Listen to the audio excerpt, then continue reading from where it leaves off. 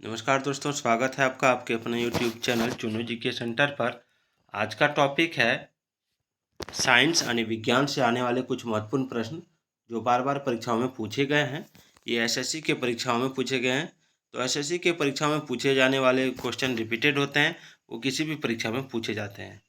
जैसे JSSC, BSSC, BPSC, JPSC, UP, PCS, UPSC, IAS, सभी तरह की परीक्षा, रेलवे, बैंकिंग, सभी तरह की परीक्षा, झारखंड पुलिस, शिक्षक, सभी तरह की परीक्षाओं के लिए इम्पोर्टेंट है ये वीडियो।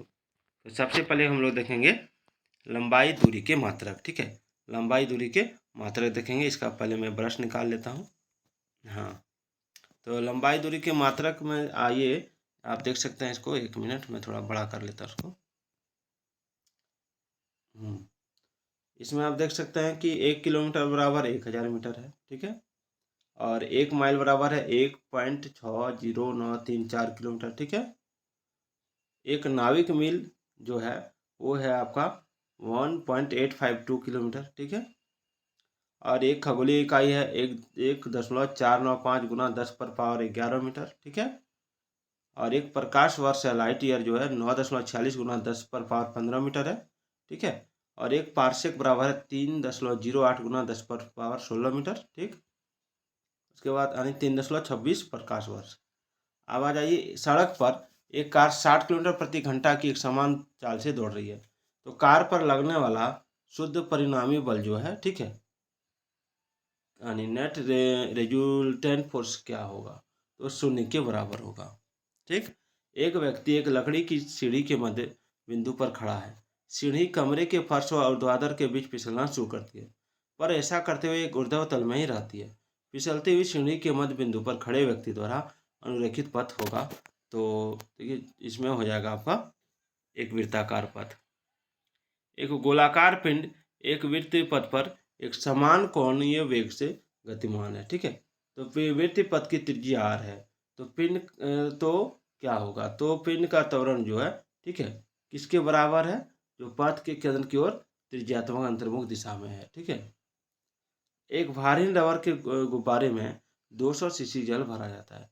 जल में इसका भार क्या होगा, तो 0 होगा। ठीक है, हाइड्रोजन से भरा हुआ पॉलिथीन का गुब्बारा पृथ्वी की सतह से छोड़ा जाता है। तो वायुमंडल की ऊंचाई पर जाने से क्या होगा, तो गुब्बारे के माप में वृद्धि होगी। ठीक, प्रकाश रासायनिक ध्रुव कोहरे के बनने पर उत्पन्न होता है। क्या उत्पन्न होता है, तो O3 ओजोन और NO2 नाइट्रोजन डाइऑक्साइड। ठीक, तेल से अंशतः भरा हुआ तेल का एक टैंकर समतल सड़क पर आगे की ओर एक समान त्वरण से जा रहा है। तो तेल का मुक्त पृष्ठ जो है क्या होगा, तो क्षैतिज से इसका इस प्रकार आनत होगा कि पिछले सिरे पर अधिक आराई होगी। ठीक, किसी वस्तु का द्रव्यमान 100 किलोग्राम है। तो गुरुत्व जनित जो है ग्रेविटी जो है 10 मीटर प्रति सेकंड स्क्वायर है। अगर चंद्रमा पर गुरुत्व जनित त्वरण है तो चंद्रमा पर वस्तु का द्रव्यमान होगा 100 किलोग्राम। ठीक है,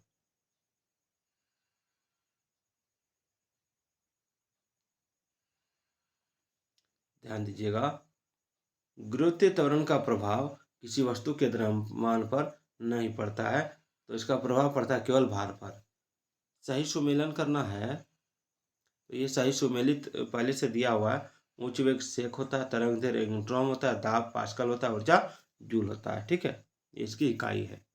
भूमिगत जल का ऊपर की ओर चढ़ने का कारण है पृथ्वी के जल स्तर में बढ़ोतरी होना। ठीक, केशिकत्व के उदाहरण है, तो केशिकत्व का उदाहरण है स्याही का सूखना, सूती कपड़े पर जल की बूंद का फैलना, पौधों की जड़ों से जल का इसके पर्ण समूह की ओर आगे बढ़ना आदि। एक लड़की झूले पर बैठी स्थिति में झूला झूल रही है, तो उस लड़की के खड़े हो जाने पर पर्णोत आवर्तकाल क्या हो जाएगा, कम हो जाएगा। ठीक है,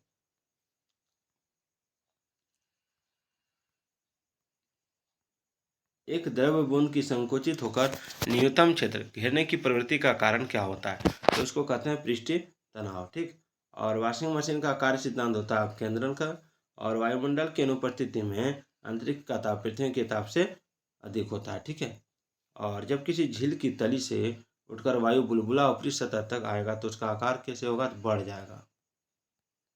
इलेक्ट्रॉनिक घड़ी जो है तथा लोलक घड़ी दोनों में समान रूप से लगने वाला अंतर है, इसको क्रिस्टलीय दोलित्र कहते हैं। हाइड्रोजन गैस का 1 मोल ऑक्सीजन आदि कत्व में जलकर 290 किलोग्राम ऊष्मा देता है और उन्हीं परिस्थितियों में 4 ग्राम हाइड्रोजन गैस के जलने पर उत्पन्न ऊष्मा होगी 580 किलोग्राम। भू तुल्यकालिक उपग्रहों की गति समान होती है पृथ्वी की दैनिक गति के कारण, ठीक है। और घड़ी में स्फटिक क्रिस्टल का कार्य करते हैं प्रकाश विद्युत प्रभाव पर, ठीक है। और प्रकाश किरणों के प्रभाव से किसी धातु के तल से प्रकाश इलेक्ट्रॉन के उत्सर्जन की घटना को कहते हैं प्रकाश विद्युत प्रभाव। और गति के नियमों का प्रतिपादन किया न्यूटन ने, ठीक। और किसी भी स्थिर या गतिशील वस्तु की स्थिति और दिशा में तब तक कोई परिवर्तन नहीं होता जब तक उस पर कोई बाह्य बल सक्रिय नहीं होता। यह है न्यूटन का गति विषयक प्रथम नियम, ठीक है। और प्रत्येक क्रिया के समान व विपरीत प्रतिक्रिया होती है, यह न्यूटन का गति विषयक नियम है। तो ये तृतीय नियम है। एक गतिशील बस में अचानक ब्रेक लगने से सवारी आगे की ओर झुक जाती है, तो यह गति विषयक किस नियम का पालन करता है? तो न्यूटन के प्रथम नियम का, ठीक है। गुरुत्वाकर्षण नियमों के प्रतिपादक हैं आपका न्यूटन। एक मिनट, न्यूटन। और किसी पिंड के उस गुण धर्म को क्या कहते हैं जिससे वह सीधी रेखा में विराम या एक समान गति की स्थिति में किसी भी परिवर्तन का प्रतिरोध करती है? तो जड़त्व कहते हैं। द्रव्यमान के मात्रक को हम लोग पढ़ेंगे। देखिए, 1 आउंस जो होता है 28.35 ग्राम होता है और 1 पाउंड जो होता है 16 आउंस 453.52 ग्राम होता है। 1 किलोग्राम 2.205 पाउंड यानी 1000 ग्राम होता है और 1 क्विंटल होता है 100 किलोग्राम और 1 मैट्रिक टन होता है 1000 किलोग्राम, ठीक। समय का जो मात्रक है ये आप लोग इसको जानते हैं। 1 घंटा बराबर 60 सेकेंड, 1 मिनट बराबर 60 सेकेंड, 1 घंटा बराबर 60 मिनट यानी 3600 सेकेंड, 1 दिन बराबर 24 घंटे, तो 1 सप्ताह में 7 दिन और 1 चंद्रमास में 4 सप्ताह यानी 28 दिन और सौर मास जो है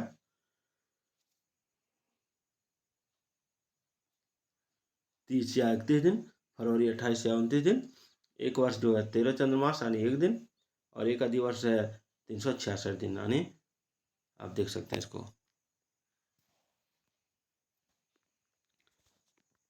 तो आज का ये वीडियो आपको कैसा लगा कमेंट जरूर कीजिएगा। अभी और सवाल है। किसी पिंड का वेग समरूप कहा जाता है जब वेग का मान और दिशा दोनों नियत हो, ठीक है। और m द्रव्यमान का एक पिंड भी वेग से एक दीवार से टकराता है और उसी चाल से वापस आता है। पिंड के संवेग में परिवर्तन है 2mv, ठीक। और शून्य में स्वतंत्र रूप से गिरने वाली वस्तुओं का समान त्वरण होता है, ठीक। और यदि पृथ्वी के उपग्रह की कक्षा दीर्घवृत्ताकार होती है तो दीर्घवृत्त का तल पृथ्वी के केंद्र से जाता है।